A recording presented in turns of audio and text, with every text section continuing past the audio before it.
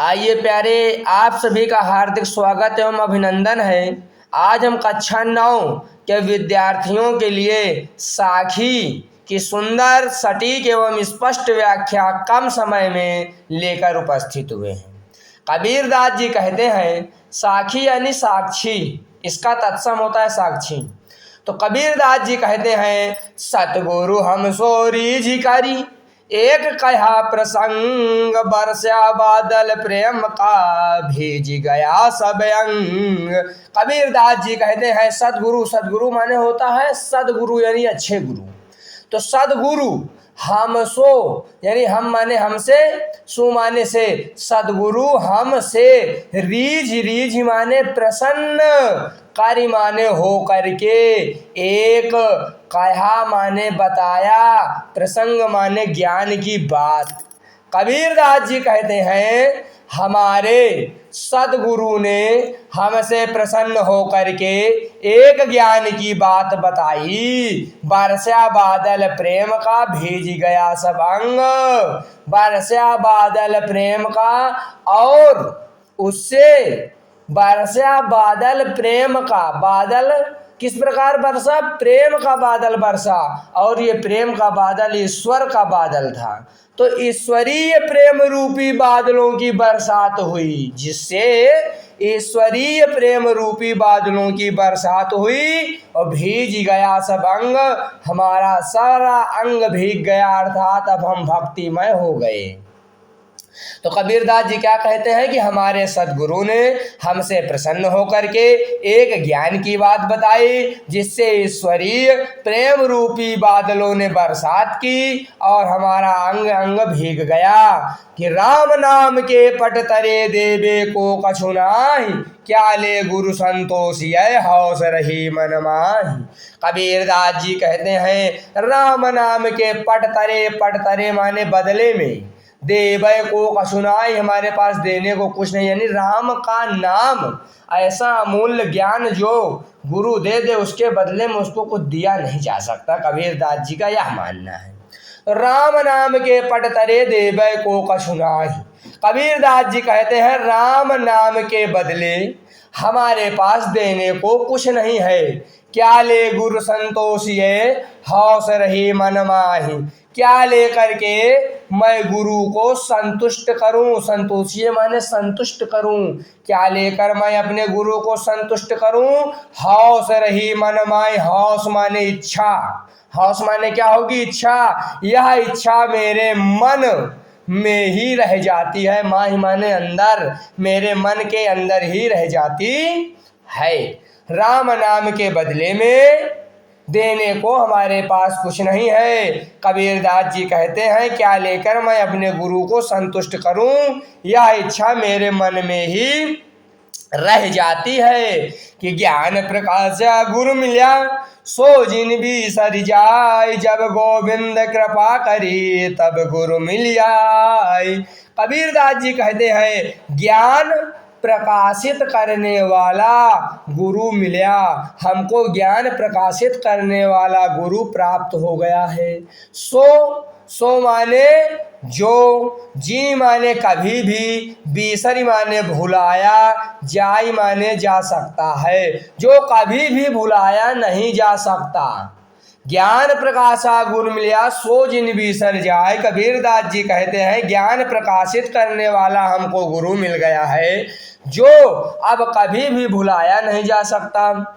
जब गोविंद कृपा करी तब गुरु मिलिया, और इस प्रकार के गुरु ईश्वर की कृपा से, गोविंद मन ईश्वर की कृपा से ही प्राप्त होते हैं, तब गुरु मिले आए, तभी इस प्रकार के गुरु हमको मिले।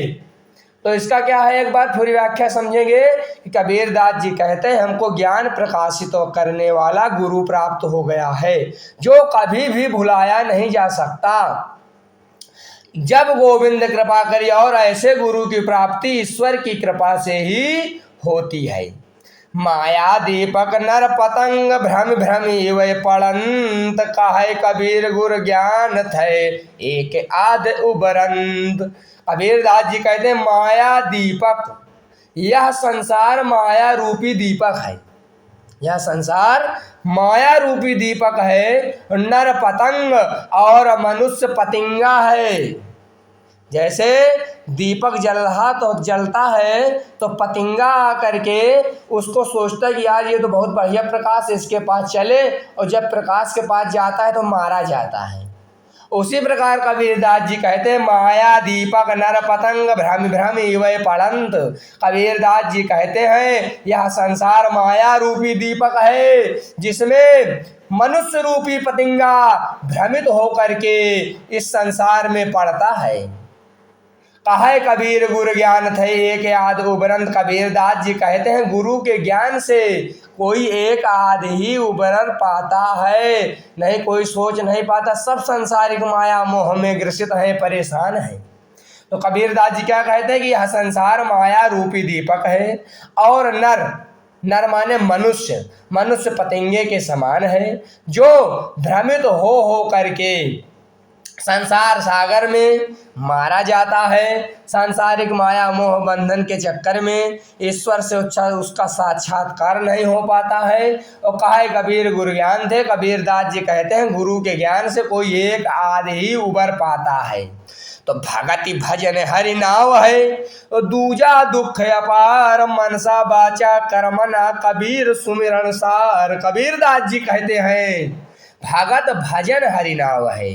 भगत माने भक्ति, भजन माने भजन। भक्ति और भजन ही ईश्वर का नाव है। यही हमको संसार सागर से पार ले जा सकती है और कोई शक्ति नहीं, पैसा कौड़ी धन दौलत कुछ नहीं जाने वाला।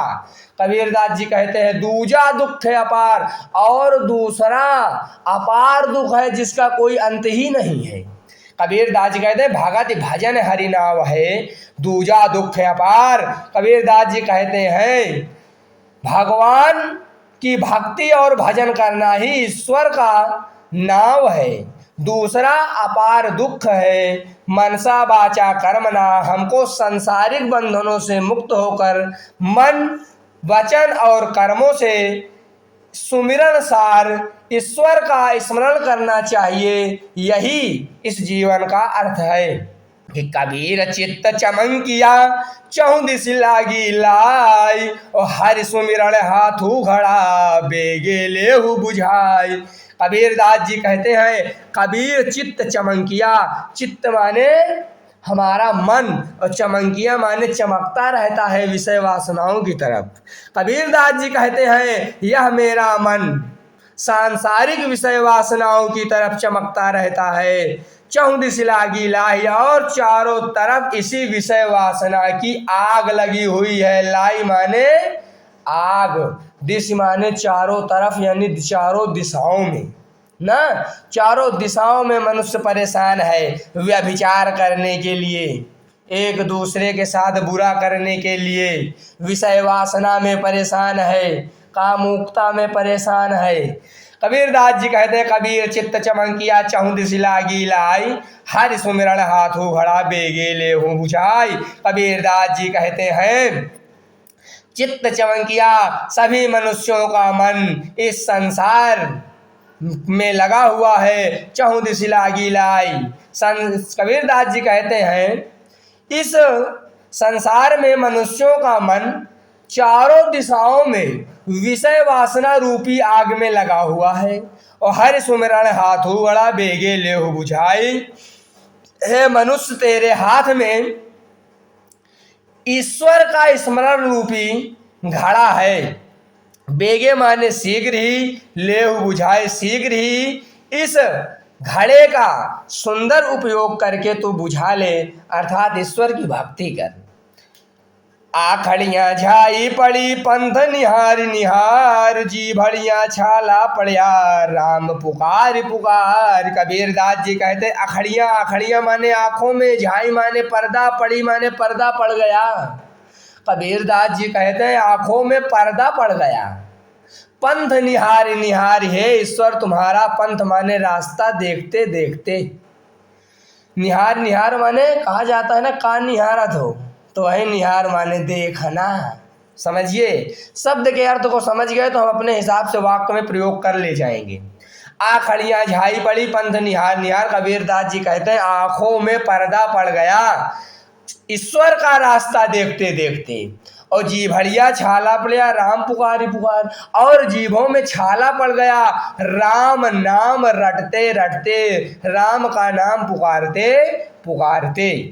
इस प्रकार समझेंगे कि झूठे सुख को सुख कहें और मानत है मनमोद, जगत चवैना काल का कछु मुख में कछु गोद। कबीर दास जी कहते हैं इस संसार के सांसारिक प्राणी झूठे सुख को सुख कहते हैं, अर्थात भौतिक सुख को सुख कहते हैं। मानत है मनमोद, और मन ही मन में बहुत प्रसन्न हो रहे हैं, सोच रहे हैं कि अच्छा हमारा ससुर चरपैया खरीद लिया है, उससे कोई फायदा होने वाला नहीं है। कि झूठे सुख को सुख कहें तो मानत है मनमोद, जगत चबैना काल का, जगत माने संसार, चबैना माने चबैना, जैसे हम लोग चबाते हैं ना लाई चना, वही चबैना, काल का कछु मुख में कछु गोद। कबीर दास जी कहते हैं झूठे सुख को सुख कहें, यह सांसारिक प्राणी झूठे सुख को सुख कहते हैं, और मानत है मनमोद, और मन ही मन में, मन माने मन ही मन में प्रसन्न हो रहे हैं, मोद माने प्रसन्न, और जगत चबैना काल का, जबकि यह संसार, जगत माने संसार, काल माने मृत्यु का चबैना है, कछ मुख में कछ गोद, पता नहीं कितनों को तो मुख से काल यानी मृत्यु, मनुष्य पता नहीं कितनों को तो मृत्यु लील चुकी है, और पता नहीं कितनों का गोद में ले रखी है, अर्थात नंबर लगा हुआ है, जो खटिया में पड़े हैं तो उनका नंबर लगा हुआ है, अब उनको भी मृत्यु ले लेगी। इसीलिए कहते हैं सांसारिक बंधनों के चक्कर को त्याग करके ईश्वर का स्मरण कर मानव, लेकिन मानव कहाँ समझेगा। कि कबीर कहा गर्भियो ऊंचे देखी आवास, काली पर्यो भय लोटना ऊपर जा मैं घास। कबीर दास जी कहते हैं गर्भियो, गर्व कर रहा है, ऊंचे देखी आवास, आवास माने अपने ऊंचे ऊंचे मकानों को देखकर गर्व कर रहा है, मूर्ख कहीं क्या। कबीर दास जी कहते हैं ऊंचे देखी आवास, अपने बड़े बड़े मकानों को देखकर तू घमंड कर रहा है। काल परोय भय लोटना, काल माने कल, पर्यो माने पड़ेगा, भय माने भूमि में, लोटना माने लौटना, जब मर जाओगे तो भूमि में लौटना पड़ेगा। काल परोय भय लोटना ऊपर जामे घास, और तेरे ऊपर घास जाम आएगी बंदे। ये मकान को जो देख के प्रसन्न हो रहा है ना, बोली ठबोली मार रहा है, पड़ोसी को मारना बंद कर दे ना। ये कबीर कहा गर्भियो ऊंचे देखी आवास, काली पर भय लोटना ऊपर जामे घास। कबीर दास जी कहते हैं कहा गर्भियो ऊंचे देखी आवाज, जो तू अपने बड़े बड़े मकानों को, ऊंचे ऊंचे मकानों को देखकर घमंड कर रहा है, इसको करना छोड़ दे, क्योंकि कल तुझको भी जमीन पर लेटना पड़ेगा और तेरे ऊपर घास जाम आएगी। कि यहूँ ऐसा संसार है जैसा स्वयंबल फूल, और दिन दस के व्यवहार को झूठे रंग न भूल। कबीर दास जी कहते हैं यह ऐसा संसार है जैसा स्वयंबल फूल होता है, यानी एक बड़ा बड़ा फूल होता है सेमल का, जिसमें कोई सुगंध नहीं होती, लेकिन देखने में बहुत बड़ा बड़ा लगता है। उसी प्रकार यह संसार सागर है, जो आपको दिखाई तो बहुत देगा कि बहुत सुंदर है, लेकिन कुछ सुंदरता नहीं रहती। जिस प्रकार बड़े बड़े होटल में जाओ, वही चाय तुमको 5 रुपए की यहाँ आम जगह मिल जाएगी, वही 50 जब मिलेगी तुम्हारी बुद्धि ठंडी हो जाएगी। इसी प्रकार यह संसार है, यहाँ कुछ है वही नहीं। इसी प्रकार किस प्रकार इस संसार में जैसे सैम्बल फूल दिखाई तो बहुत अच्छा, लेकिन सुख किसी को नहीं, सब परेशान है। यह ऐसा संसार है जैसे सैम्बल फूल। कबीर दास जी कहते हैं यह ऐसा संसार है जैसा सेमल का फूल होता है। दिन 10 के व्यवहार को, 10 दिन के सांसारिक व्यवहार को देख करके झूठे रंग न भूल, झूठ मूठ में ही भूलना नहीं चाहिए। इही अवसर चेत्या नहीं पशु ज्यों पाली देह, राम नाम जाण्या नहीं अंत पड़ी मुख खेह।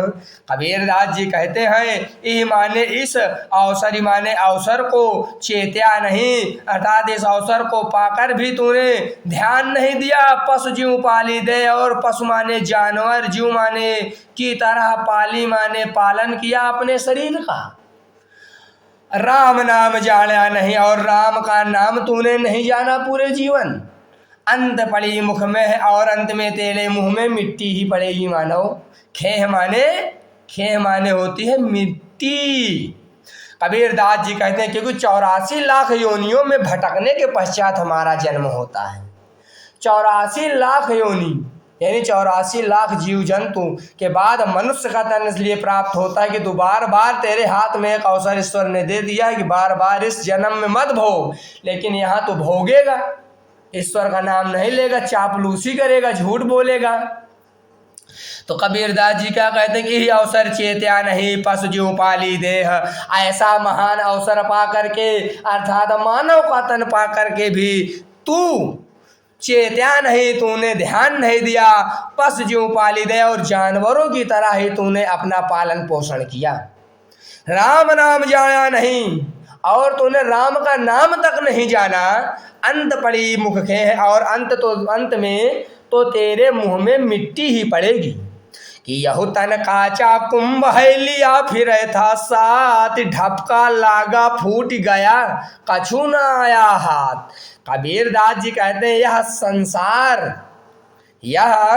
संसार कच्चे घड़े के समान है, यह शरीर कच्चे घड़े के समान है। लिए फिरे था साथ, जिसको अपने साथ लेकर घूमता है और बहुत घमंड करता है कि मेरी लंबा शरीर है, मैं बहुत मोटा हूँ ना। कि यह तन काचा कुंभ है, लिया फिरे था साथ। कबीरदास जी कहते हैं यह तन माने शरीर, काचा माने कच्चा, कुंभ माने घड़ा। कबीरदास जी कहते हैं यह शरीर तो कच्चे घड़े के समान है, लिया फिरे था साथ, जिसको तू अपने साथ लिए हुए घूम रहा है। फिरे माने घूमना। यह शरीर कच्चे घड़े के समान है, जिसको तू साथ में लेकर घूमता रहता है। ढपका लागा फूट गया, धीरे से कभी भी ढपका माने धक्का लगेगा तो ये फूट जाएगा। कछु ना आया हाथ, और कुछ भी तेरे हाथ में नहीं आएगा। और अगर ईश्वर भजन किए रहेगा तो वो तुझको काम आएगा। कहने का मतलब है, इसकी व्याख्या किस प्रकार लिखेंगे कि यह संसार, यह शरीर कच्चे घड़े के समान है, जिसको तू अपने साथ में लेकर घूमता रहता है। ये कच्चे घड़े के समान हल्के से धक्के लगने से फूट जाएगा, और तेरे हाथ कुछ आने वाला नहीं है। कबीर कहा गर्बियो देहि देखि सुरंग, बिछड़िया मिलबो नहीं जो का चली भुवंग। कबीर कहा गर्बियो माने घमंड करना, देहि माने शरीर को, देख माने देख कर, सुरंग माने सुंदर। कबीरदास जी कहते हैं सुंदर शरीर को देख कर घमंड कर रहा है। मानव को कह रहे हैं कि ये मानव, तू सुंदर शरीर को देखकर घमंड कर रहा है। बिछड़िया मिलबो नहीं, यह एक बार बिछड़ जाएगी। बिछड़ना माने यह एक बार बिछड़ जाएगी, मिलबो नहीं तो मिलने वाली नहीं है। जो का चली भुवंग, जिस प्रकार भुवंग माने सांप को उसका केचुला नहीं मिलता, उसी प्रकार एक बार शरीर बिछड़ने के बाद तुझको नहीं मिलेगी। कबीरदास जी क्या कहते हैं कि कबीरदास जी कहते हैं अरे मानव, तू अपने सुंदर शरीर को देखकर घमंड कर रहा है, ये उसी प्रकार तुझको बिछड़ने के बाद नहीं मिलेगी जैसे सांप को केचुला नहीं मिलता है, और मिलता भी है तो सांप के कोई काम नहीं होता, काम नहीं आता। तो इस प्रकार आपके समक्ष हमने कक्षा 9 से पद्य खंड की प्रथम पाठ कबीरदास द्वारा रचित साखी का व्याख्या किया। जो गलती हो तो आप बताने का प्रयास करें, नहीं प्रेम पूर्वक समझने का प्रयास करें। कोई प्रश्न रह गया हो कमेंट करें। हमने समय ज़्यादा आपका नहीं लिया, बहुत शॉर्ट में बताया। जो दोहा आपको न समझ में आया हो, फिर से वीडियो पीछे करके आप देख सकते हैं। अगर इससे संबंधित प्रश्नोत्तर इसी चैनल पर डाल दिए हैं, क्योंकि कक्षा 9 से 12 तक के एक एक हिंदी, संस्कृत, पद्य, गद्य, कहानी सभी प्रश्नों के उत्तर आपको इस चैनल पर मिलेंगे। इसीलिए आप वीडियो लाइक करते हुए कमेंट करके शेयर करें अपने मित्रों के पास, सहयोगियों के पास, और चैनल को सब्सक्राइब अवश्य कर लें। आप सभी का बहुत बहुत साधुवाद, हार्दिक धन्यवाद।